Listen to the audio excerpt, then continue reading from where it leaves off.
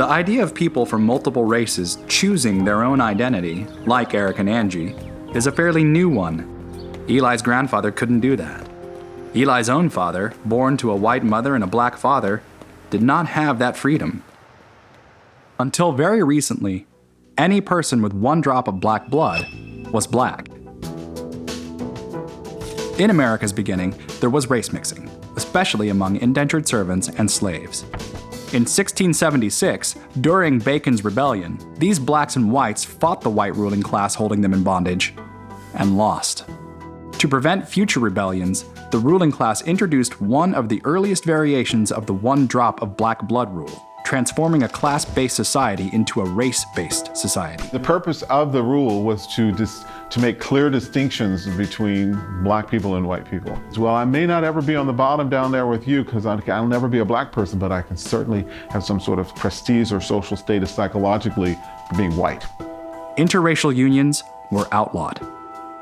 Those with a drop of black blood were pushed into the black. This one-drop rule defined slavery and entrenched the laws of segregation, until the Civil Rights Movement destroyed those laws.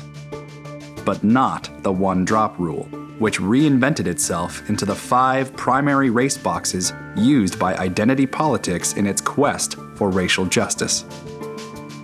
This is why Eric and Angie are dangerous, make America uneasy. They threaten the very structural underpinnings of today's race-based society by refusing to fit into the rigid race boxes. Even the recent additions of multiracial boxes seem to hold a little truth for them. I don't know, I've always had issues with these boxes because when I check all that apply, I feel like all of a sudden I become just African American in terms of their statistics. It's almost like the Wizard of Oz, and we want to know, after we've checked, maybe 5 or 6 boxes, like I would, what happens when I mail that back behind the curtain? And they pretty much boil it down to one. And some folks have said, well, what does it mean, though, that when you re-aggregate the data for civil rights monitoring and anti-discrimination enforcement, that you essentially negate the fact that they checked more than one? And my reading of it is, they did it for this purpose. You're right. They did negate your answer on this part, but they did it so they could do this. And the short answer is because it's messy, because it's incomplete, because it's imperfect.